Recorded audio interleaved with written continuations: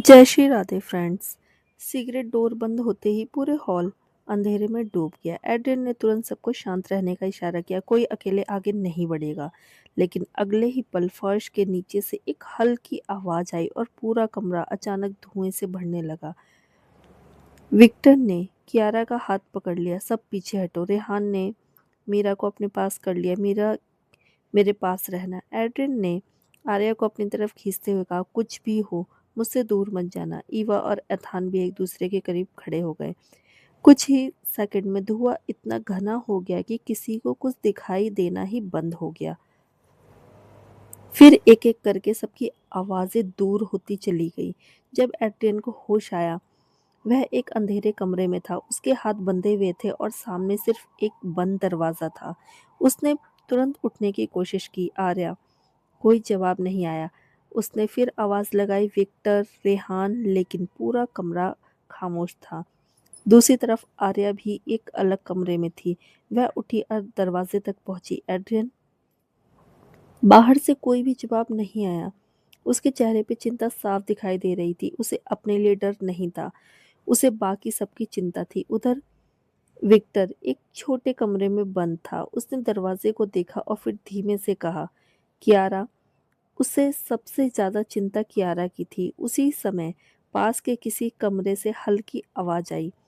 Victor ने ध्यान से सुना। कियारा, दूसरी तरफ से उसकी आवाज आई, विक्टर तुम ठीक हो? विक्टर ने राहत की सांस ली। हाँ, तुम? कियारा ने कहा, मैं भी ठीक हूँ। कुछ पल दोनों चुप रहे। फिर विक्टर ने कहा, डरना मत, हम बाहर निकलेंगे। कियारा ने हल्की आवाज में कहा, मुझे तुम पर भरोसा है। दूसरी तरफ रेहान और मीरा भी अलग अलग कमरों में थे। रेहान ने दरवाजे पर हाथ मारते हुए कहा, मीरा, आवाज दो। मीरा ने तुरंत जवाब दिया, मैं यहाँ पर हूँ। रेहान ने राहत की सांस ली। ठीक हो? हाँ। कुछ सेकंड की चुप्पी के बाद मीरा ने कहा, तुम ठीक हो ना? रेहान हल्का सा हंसा। मुझे कुछ नहीं होगा, अभी तुम्हारे जोक सुनने बाकी हैं। मीरा ने पहली बार इस सिचुएशन में हल्की मुस्कान दी। तुम सच में नहीं सुधरोगे। मेनवाइल एड्रियन को अचानक सामने लगी स्क्रीन दिखाई दी। स्क्रीन अपने आप ऑन हुई। उस पर एक ही लाइन लिखी हुई थी, you finally came home. Adrian की आंखें सिकुड़ गई। कौन हो तुम? कोई जवाब नहीं आया। स्क्रीन पर दूसरी लाइन आई, the question is not who I am, the question is how much you already now. Adrian ने गुस्से में कहा, अगर हिम्मत है तो सामने आओ। कुछ सेकंड तक स्क्रीन खाली रही। फिर एक ऑडियो चली। आवाज जानबूझकर डिस्ट्रॉय आवाज जानबूझ के डिस्टॉर्ट की गई थी। तुम सबको यहाँ इसलिए लाया गया है क्योंकि तुम में से हर एक के पास उस पुराने सच का एक एक हिस्सा है। एड्रियन ने पूछा, और अगर हम बताने से इनकार कर दे? ऑडियो में हल्की हंसी सुनाई दी। तो तुम्हें वक्त दिया जाएगा सोचने के लिए। उसके बाद स्क्रीन बंद हो गई। उसी समय दूसरे कमरों में भी स्क्रीन ऑन हुई। हर कमरों में वही मैसेज दिखाई दिया, no one leave until the truth is complete. Eva ने स्क्रीन को देखते हुए धीमे से कहा, यह हमें सिर्फ डराना नहीं चाहता, ये कुछ जानना चाहता है। एथान ने अपने कमरे से कहा, यह शायद ही चाहता है कि हम एक दूसरे पर शक करें। आर्य ने तुरंत कहा, ऐसा नहीं होगा। उसके चेहरे पर डर था लेकिन आवाज में भरोसा था। हम एक दूसरे पर भरोसा करेंगे। कुछ देर बाद सभी कमरों की लाइट्स एक साथ बंद हो गई। फिर एक एक करके उनकी स्क्रीन पर पुराने डॉक्यूमेंट्स दिखाई देने लगे। एड्रियन के सामने एलिनर की फाइल थी। आर्या के सामने उसके पिता से जुड़े पुराने बिजनेस रिकॉर्ड्स थे। विक्टर के सामने सिक्योरिटी लॉक्स, रेहान के सामने डैनियल की पुरानी कम्युनिकेशन, मीरा के सामने वही पुराने ऑर्डर्स थे जिनके लिए उसने कभी काम किया था। अब उसे साफ समझ में आ रहा था कि उसे यहाँ पर क्यों लाया गया है। उसे उस नेटवर्क की सबसे पुरानी कड़ी में से एक के बारे में जानकारी थी, लेकिन सबसे बड़ा सवाल अब भी था कि इन सबको एक साथ किसने फंसाया था। तभी एड्रियन की स्क्रीन पर एक आखिरी मैसेज आया, ask me who I am. Adrian ने बिना झिझक कहा, कौन हो तुम? कुछ सेकंड बाद स्पीकर से धीमी आवाज आई, जिसे तुम इतने सालों से मरा हुआ समझते रहे। एड्रियन की आंखें सिकुड़ गई। आवाज आगे बढ़ी, लेकिन अभी मेरा नाम जानना तुम्हारे लिए जरूरी नहीं। एड्रिन ने गुस्से में कहा, तो सामने आओ। स्पीकर अचानक बंद हो गया। पूरा अड्डा फिर से शांत हो गया। दूर कहीं किसी भारी दरवाजे के खुलने की आवाज़ आई, फिर कदमों की धीमी आहट सुनाई दी, लेकिन चेहरा अभी भी किसी को दिखाई नहीं दिया। सीक्रेट रूम बंद होने के बाद कुछ सेकंड तक सब कुछ बिल्कुल शांत था।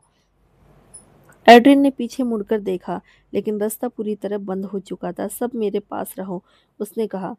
विक्टर ने तुरंत सिक्योरिटी डिवाइस निकाला। मैं डोर को अवॉइड करने की कोशिश करता हूँ, लेकिन इससे पहले कि वह सब कुछ कर पाता, पूरे कमरे की लाइट्स एक साथ बंद हो गई। एक हल्की सी आवाज़ पूरे हॉल में गूंजी और कुछ ही पल में हवा में ऐसा असर फैल गया कि सबकी आंखें भारी होने लगी। एड्रिन ने आर्या की तरफ हाथ बढ़ाया। आर्या। आर्या ने उसका हाथ पकड़ लिया। मैं यहीं हूँ। विक्टर ने कियारा की तरफ देखा। कियारा, मेरे पास रहना। रेहान ने मीरा को आवाज़ दी। मीरा। मीरा ने जवाब दिया, मैं यहीं हूँ। लेकिन कुछ ही सेकंड में उनकी आवाज़ें धीमी पड़ने लगी। आखिरी चीज़ जो एड्रिन ने देखी वो आर्या का चेहरा था। फिर सब कुछ अंधेरा हो गया। कुछ घंटे पहले सीक्रेट रूम बंद होने के तुरंत बाद मैंशन की बाहरी सिक्योरिटी पूरी तरह से डिसेबल हो गई थी।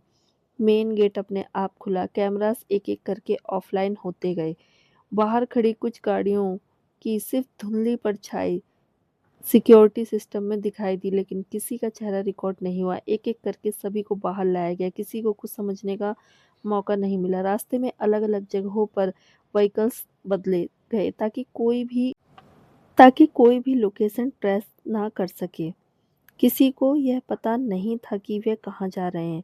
कुछ घंटों बाद एड्रिन की आंखें धीरे-धीरे खुली। वह एक अंधेरे कमरे में था। उसके हाथ बंधे हुए थे। उसने तुरंत उठने की कोशिश की और सबसे पहले आर्या का नाम लिया। आर्या। कोई जवाब नहीं आया। उसने फिर जोर से कहा, विक्टर। रेहान। इस बार भी फिर सन्नाटा मिला। दूसरी तरफ आर्या की आंखें खुली। उसने कमरे को देखा, तुरंत दरवाजे तक पहुंची। एड्रियन। बाहर कोई आवाज नहीं थी। उसके चेहरे पर डर से चिंता थी। वह सोच रही थी कि बाकी सब कहाँ होंगे। दूसरी तरफ विक्टर भी होश में आया। उसने कमरे को देखा और तुरंत कहा, कियारा। कियारा। पास के कमरे में हल्की आवाज आई। विक्टर। विक्टर ने राहत की सांस ली। तुम ठीक हो? कियारा ने कहा, हाँ, लेकिन हम यहाँ कैसे आए? विक्टर ने दरवाजे की तरफ देखते हुए कहा, मुझे नहीं पता, लेकिन जिसने भी ये किया है उसने पूरी तैयारी की थी। कुछ कमरों दूर रेहान ने भी आवाज लगाई, मीरा। मीरा ने तुरंत जवाब दिया, मैं यहीं हूँ। रेहान ने राहत की सांस ली। ठीक हो? मीरा ने कहा, हाँ। रेहान हल्का सा हंसा। अभी तक ठीक हूँ। तुम्हें छोड़कर मुझे यहाँ से निकालने वाला भी कोई नहीं है। मीरा ने मुस्कुराते हुए कहा, पहले खुद बाहर निकलो, फिर मुझे बचाने की बात करना। उस अंधेरे माहौल में भी दोनों की आवाज़ें हल्की सी वार्म थी। कुछ देर बाद पूरे अड्डे की लाइट एक साथ ऑन हुई। हर कमरे के सामने एक छोटी स्क्रीन थी। सभी स्क्रीन पर एक ही मैसेज दिखाई दिया, welcome to the place where your family secrets begin. Adrian ने स्क्रीन को घूरते हुए कहा, कौन हो तुम? कोई जवाब नहीं आया। दूसरी लाइन दिखाई दी, You came looking for the person behind Daniel and Black Hoodie. Now you're finally close. Adrian की आंखें सिकुड़ गई। तो तुम्हें पता था कि हम किसे ढूंढ रहे हैं? स्क्रीन पर जवाब आया, I knew long before you started looking. Arya ने अपनी स्क्रीन की तरफ देखा। वहां उसके पिता राघव मेहरा से जुड़े पुराने डॉक्यूमेंट्स दिखाई दे रहे थे। उसकी सांस कुछ पल के लिए रुक गई। मेरे पापा, उसने धीरे से कहा। स्क्रीन पर एक और लाइन आई, हिज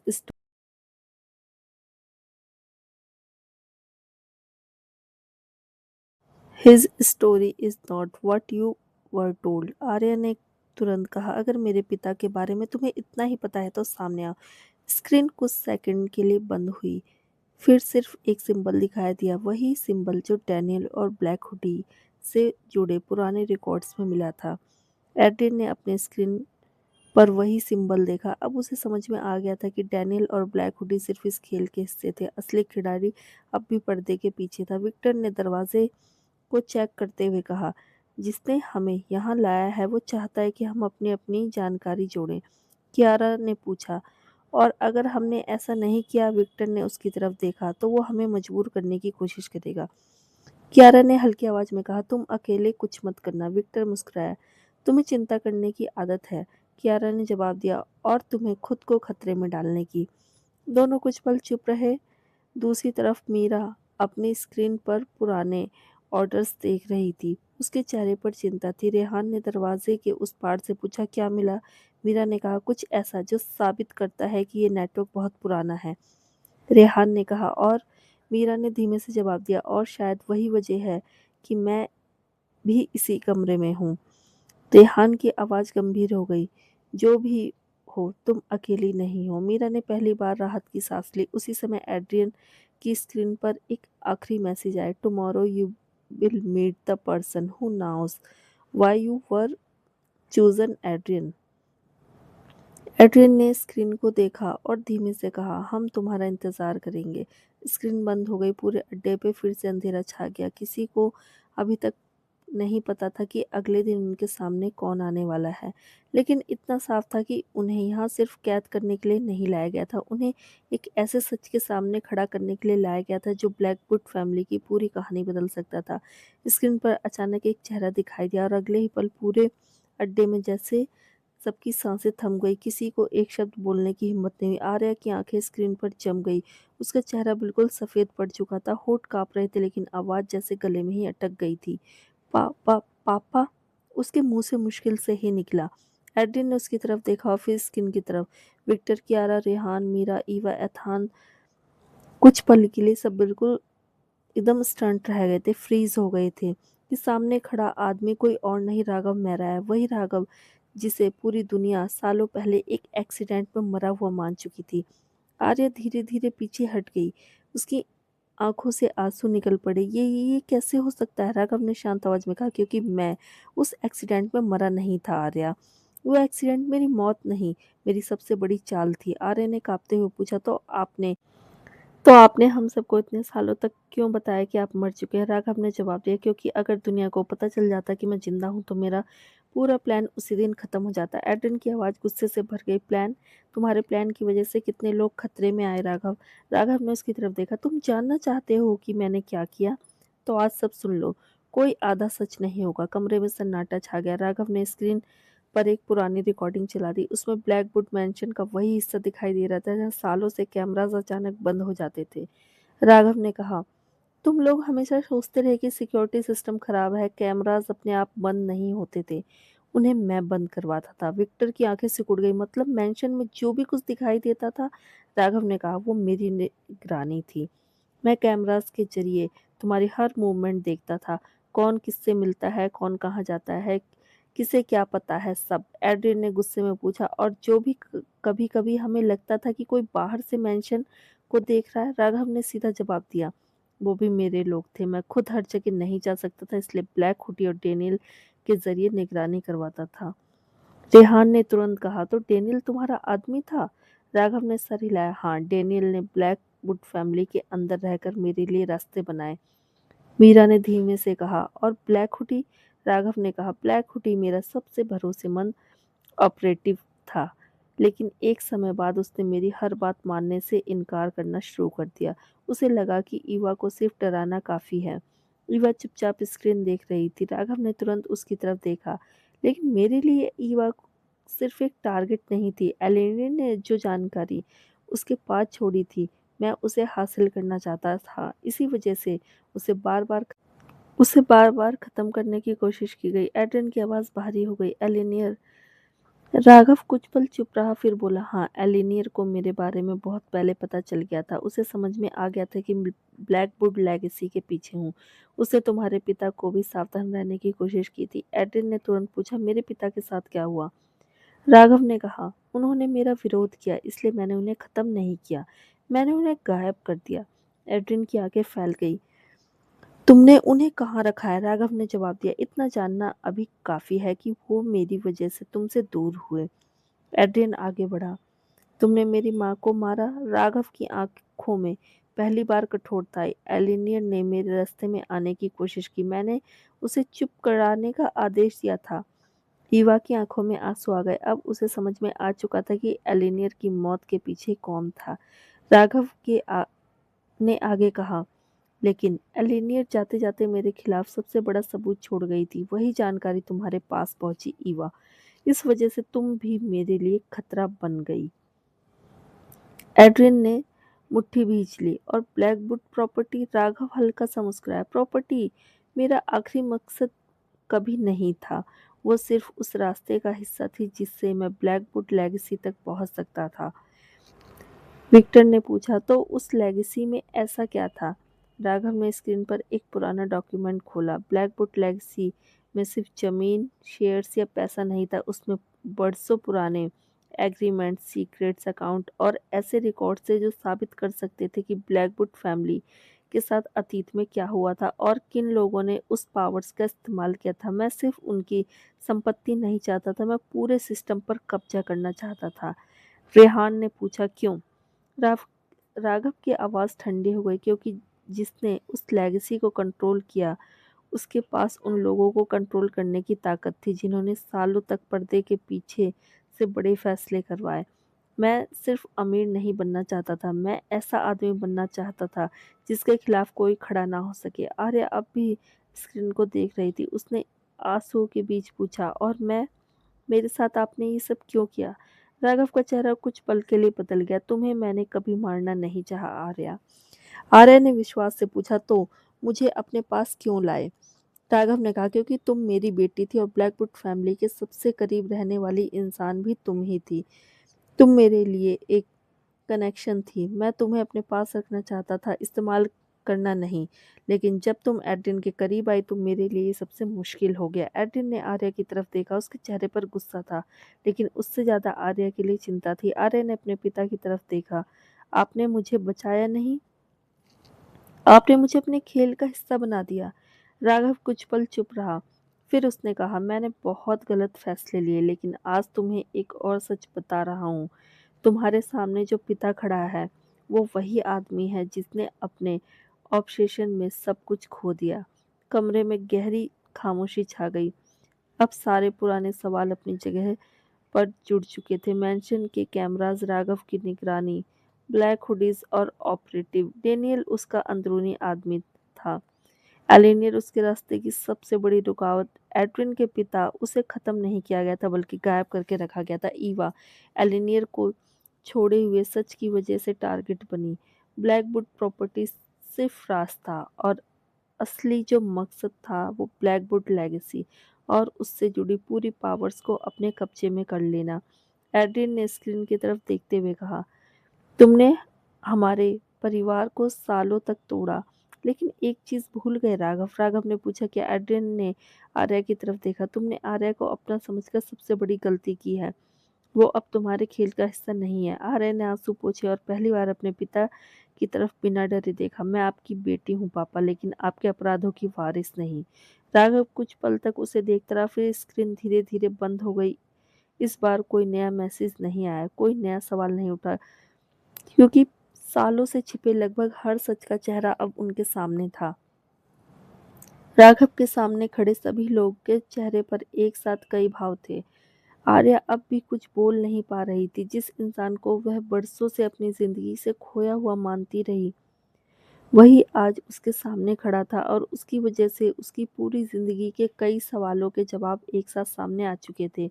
एड्रिन की आंखों में सिर्फ एक सवाल था। उसने राघव की तरफ देखा और धीमे और सख्त स्वर में कहा, मेरे पिता कहाँ हैं? राघव कुछ पल चुप रहा, फिर उसने एक पुराने स्टेट का नाम और लोकेशन बताई। वो वही है। एड्रिन की आंखें सिकुड़ गई। जिंदा? राघव ने सर हिलाया। हाँ। एड्रिन ने एक पल भी इंतजार नहीं किया। उसने विक्टर की तरफ देखा। लोकेशन ट्रेस करो। विक्टर ने तुरंत अपने डिवाइस और कोऑर्डिनेट्स डालने शुरू किए। कुछ ही मिनटों में एक पुरानी प्रॉपर्टी का मैप स्क्रीन पर दिखाई दिया। रेहान ने लोकेशन को देखते हुए कहा, शहर से काफी दूर है। अगर इतने सालों से किसी को वहां रखा गया है तो जगह आसानी से नहीं मिलेगी। एड्रिन ने जवाब दिया, तो हम ढूंढेंगे। आर्या उसके पास आकर खड़ी हो गई। मैं भी चलूंगी। एड्रिन ने उसकी तरफ देखा। आर्या नहीं। आर्य ने उसकी बात पूरी होने से पहले कहा, तुम अपने पिता को इतने सालों के बाद ढूंढने जा रहे हो। मैं तुम्हें अकेले जाने नहीं दूंगी। एड्रिन कुछ पल उसे देखता रहा, फिर उसका हाथ थाम लिया। ठीक है, साथ चलो। रात भर अंधेरे में उनकी गाड़ी मैंशन से निकल गई। रास्ते भर एड्रिन लगभग चुप रहा। कभी वह विंडो के बाहर देखता, कभी अपने पिता की पुरानी तस्वीर को। इतने बरसों के बाद सिर्फ यादें थी। अब पहली बार उसके पास एक उम्मीद थी। कई घंटों के सफ़र के बाद गाड़ियाँ उस पुराने एस्टेट के पास पहुंची। बाहर से जगह बिल्कुल सुनसान दिखाई दे रही थी। पुराने पेड़, टूटी हुई दीवारें और एक बंद पड़ा कमरा खोला गया और सावधानी से अंदर दाखिल हुए। अंदर की तलाशी शुरू हुई। कुछ कमरे खाली थे, कुछ में पुराने सामान पड़े थे, लेकिन राघव द्वारा बताई गई जानकारी के अनुसार असली कमरा मेन बिल्डिंग के नीचे था।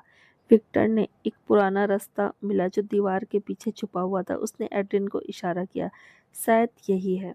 एड्रियन आगे बढ़ा। सीढ़ी नीचे जा रही थी। हर कदम के साथ उसके चेहरे की बेचैनी बढ़ती जा रही थी। आखिरकार वो एक भारी लोहे के दरवाजे के सामने पहुंचे। दरवाजे पर पुराना लॉक लगा था। विक्टर ने ध्यान से देखा। काफी पुराना, लेकिन अभी भी इस्तेमाल में है। उसने लॉक खोलने की कोशिश की। कुछ सेकंड बाद लॉक खुल गया और दरवाजा धीरे धीरे खुला। अंदर हल्की रोशनी थी। एक कुर्सी पर एक आदमी बैठा था। उसके बाल सफेद हो चुके थे और चेहरा पहले से काफी कमजोर था। एड्रिन कुछ कदम आगे बढ़ा और अचानक रुक गया। उसने उस चेहरे को पहचानने के लिए किसी तस्वीर की जरूरत नहीं थी। उसकी आवाज अपने आप निकल गई, डैड। सामने बैठा आदमी ने उसे धीरे धीरे सिर उठाया। कुछ सेकंड तक उसकी आंखें एड्रिन पर टिकी रही। फिर उसके चेहरे पर विश्वास और खुशी दोनों दिखाई दी। एड्रिन एड्रिन आगे बढ़ा। उसके पिता उठने की कोशिश करने लगे, लेकिन कमजोरी की वजह से लड़खड़ा गए। एड्रिन ने तुरंत उन्हें संभाल लिया। अगले ही पल दोनों एक दूसरे से लिपट गए। एड्रिन ने अपने पिता को कस के पकड़ लिया। इतने वर्षों से भीतर दबा हुआ दर्द उसकी आंखों से निकल गया। उसके पिता ने उसके सर पर हाथ रखा। मुझे पता था तुम एक दिन मुझे ढूंढ लोगे, एड्रिन ने भर्राई आवाज में कहा। मैंने आपको हर जगह ढूंढा। मुझे लगा कि आप वह आगे बोल नहीं पाया। उसके पिता ने कहा, मैं जानता हूँ, लेकिन तुम यहाँ हो, ये काफी है। एड्रिन पीछे हटकर उनके चेहरे को देखा। आपको यहाँ किसने रखा था? उनके पिता ने धीमे से कहा, बहुत कुछ है जो तुम्हें बताना होगा, लेकिन यहाँ नहीं, अभी नहीं। विक्टर तुरंत आगे आया। उसने कमरे की स्थिति देखी और कहा, हमें इन्हें बाहर अभी के अभी ले चलना होगा। एड्रियन के पिता ने उसे देखा। तुम आर्या हो? आर्या ने हल्की मुस्कान के साथ सर हिलाया। जी। उन्होंने एड्रियन की तरफ देखा, फिर आर्या की तरफ। इतने सालों में तुम्हारे पास कोई था? एड्रियन ने आर्या का हाथ पकड़ लिया। हाँ। बाहर निकलते समय एड्रियन एक बार पीछे मुड़ा। जिस जगह उसके पिता ने इतने बरसों तक दुनिया से दूर रखा गया था, वह अब पीछे छूट रही थी। गाड़ी में एड्रियन अपने पिता के पास बैठा। वो बार बार उनकी तरफ देख रहा था, जैसे उसे अभी भी यकीन नहीं हो रहा था वह सच में उसके साथ है। उसके पिता ने उसका हाथ पकड़कर कहा, इतने सालों तक तुम बहुत बदल गए हो। एड्रियन हल्का सा मुस्कुराया। आप होते तो शायद मैं इतना नहीं बदलता। उसके पिता कुछ पल चुप रहे। फिर उन्होंने कहा, मुझे तुम पर गर्व है। मेंशन पहुंचते ही सबकी निगाहें एड्रियन और उसके पिता पर टिक गई। एड्रियन के पिता ने जैसे ही हॉल में कदम रखा, उनकी नज़र सामने लगी एलिनियर की तस्वीर पर पड़ी। वो वहीं रुक गए। उसकी आंखों में नमी आ गई। इतने साल, उन्होंने धीमे से कहा। एड्रियन उसके पास खड़ा रहा। ईवा आगे आई और उन्हें देखकर भावुक हो गई। आप वापस आ गए? उन्होंने ईवा के सर पर हाथ रखा। अब घर पूरा लगता है। उस रात मेंशन में कोई बड़ा सेलिब्रेशन नहीं हुआ, बस सभी एक जगह बैठे रहे। बरसों बाद परिवार के बीच बहुत सुकून था, जो कभी उनसे छिन गया था। तभी एड्रिन के पिता की नज़र रेहान पर पड़ी। वह कुछ क्षण उसे देखता रहा। रेहान ने हल्की मुस्कान के साथ कहा, क्या हुआ? एड्रिन के पिता ने धीमे से कहा, तुम्हें देखकर मुझे एक पुरानी याद आ रही है। एड्रिन ने उनकी तरफ देखा। कौन सी बात? उन्होंने कुछ पल चुप रहकर कहा, रेहान सिर्फ तुम्हारा दोस्त नहीं है एड्रियन। कमरे में अचानक खामोशी छा गई। रेहान की मुस्कान भी कुछ पल के लिए रुक गई। एड्रिन ने पूछा। फिर उसके पिता ने धीमे से कहा, वो तुम्हारा सौतेला भाई है। एड्रिन कुछ सेकंड तक रेहान को देखता रहा। उसे जैसे अपने बीते हुए कई साल एक साथ याद आ गए। रेहान का हर मुश्किल वक्त में उसके साथ खड़ा होना, बिना सवाल किए उसका साथ देना और हर बार उसकी रक्षा करना। रेहान की ने अपनी नजरें झुका ली। एड्रिन उसके पास आया और कुछ पल उसके सामने खड़ा रहा। फिर उसने उसके कंधे पर हाथ रखा। तो इतने सालों से जिस इंसान पर मुझे सबसे ज्यादा भरोसा था, वो मेरा भाई था। रेहान ने हल्की मुस्कान के साथ कहा, शायद इसलिए तुम्हारा भरोसा कभी नहीं टूटा। एड्रिन ने उसे गले लगा लिया। तुमने मुझे कभी अकेला महसूस होने नहीं दिया। भाई हो या दोस्त, मेरे लिए तुम हमेशा दोनों रहे। रेहान की आंखें भी नम हो गई। विक्टर ने माहौल हल्का करने के लिए कहा, तो मतलब इतने सालों से जो भाई वाला अधिकार जमा रहा था वो ऑफिशियली सही था। रेहान हंस पड़ा। अब समझ में आया कि तू मुझे इतना परेशान क्यों करता था। विक्टर ने कहा, मुझे तो पहले ही शक था कि तू परिवार में कुछ ज्यादा ही घुसा हुआ है। अब हल्का सा हंस पड़े। उस पल पुराने रिश्तों की कई परतें अपने आप अपनी जगह बैठ गई। रेहान पहले एड्रिन की जिंदगी में एक भरोसेमंद दोस्त बनकर आया था, लेकिन अब उसके सामने सच था कि वह उसके परिवार का ही हिस्सा है। दूसरी तरफ आर्य अपनी माँ से मिलने गई। उसकी माँ ने जैसे ही उसे देखा तुरंत समझ गई कि कुछ बदल चुका है। आर्य ने उसके पास बैठकर उसका हाथ पकड़ा। माँ, पापा जिंदा हैं। उसकी माँ कुछ सेकंड तक उसे देखती रही। क्या? आर्य ने धीरे धीरे सारी बात बताई। उनकी आंखों से आंसू निकल गए। इतने बरसों तक जिस आदमी की मौत को वह सच मानकर जीती रही वह जिंदा था, लेकिन उस सच्चाई के साथ यह दर्द भी था कि उस इंसान ने इतने सालों तक उन्हें अंधेरे में रखा। जब उनका सामना राघव से हुआ तो उन्होंने सिर्फ इतना कहा, तुम्हारी मौत पर मैंने अपनी जिंदगी का एक हिस्सा दफनाया दिया था और तुम जिंदा होकर भी मुझे अकेला छोड़कर गए। राघव के पास कोई जवाब नहीं था। आर्या की मां ने अपनी बेटी का हाथ पकड़ा और वापस लौट आई। उन्हें अपने पति की सच्चाई मिल गई थी, लेकिन उन्होंने फैसला किया कि अपनी बेटी के साथ आगे की जिंदगी खुद के तरीके से जिएंगे। इसी दौरान मीरा के अतीत का भी आखिरी सच सामने आया। मीरा बचपन से ही अनाथ थी। उसे हमेशा यही बताया गया था कि उसके माता पिता एक दुर्घटना में मारे गए थे, लेकिन पुराने रिकॉर्ड से पता चला कि एक, जो एक्सीडेंट था वो नॉर्मल नहीं था। राघव मेहरा और मीरा के पिता के बीच बरसों पुरानी कारोबारी दुश्मनी थी।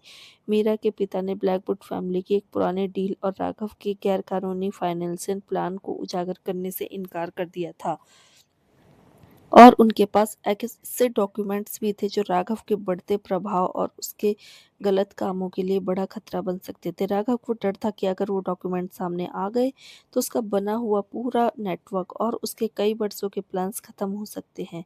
इसी रंजिश में उसने मीरा के माता पिता को रास्ते से हटाने की साजिश रची, और साजिश को एक सामान्य सड़क दुर्घटना जैसा दिखाया गया। उस घटना में मीरा ने अपने माता पिता को खो दिया। वह छोटी उम्र में ही अनाथ हो गई। मीरा ने जब ये सच सुना तो वह काफी देर तक चुप रही। रेहान उसके पास आया। उसने कोई सवाल नहीं किया, बस उसका हाथ पकड़कर उसे अपने पास बिठा लिया। मीरा ने धीमे से कहा, मैंने पूरी जिंदगी सोचा कि मेरे माता पिता मुझे छोड़कर चले गए। रेहान ने कहा, उन्होंने उन्होंने तुम्हें छोड़ा नहीं था, जिंदगी ने उनसे तुम्हें छीन लिया था। मीरा की आंखें भर आई। उसने रेहान का हाथ कस के पकड़ लिया। अब उसके अतीत का दर्द उसके साथ था, लेकिन उसे अकेले नहीं सहना था। समय आगे बढ़ा। राघव को उसके अपराधों के लिए कानून के हवाले कर दिया गया। उसके खिलाफ मौजूद सबूत अथॉरिटीज को सौंप दिए गए और उसके पुराने नेटवर्क से जुड़े मामले भी में भी कार्रवाई शुरू हुई। ब्लैकवुड फैमिली आखिरकार उस लंबे अंधेरे के से बाहर निकलने लगा। कुछ समय बाद एड्रियन और आर्या ने शादी कर ली। वेडिंग के दिन आर्या की माँ सामने बैठी अपनी बेटी को देख रही थी। उनकी आंखों में आंसू थे, लेकिन इस बार वह आंसू सिर्फ दर्द के नहीं थे। एड्रियन के पिता भी अपने बेटे को देखकर गर्व से मुस्कुरा रहे थे। जब आर्या एड्रियन के पास पहुंची तो एड्रियन कुछ पल तक उसे देखता ही रह गया।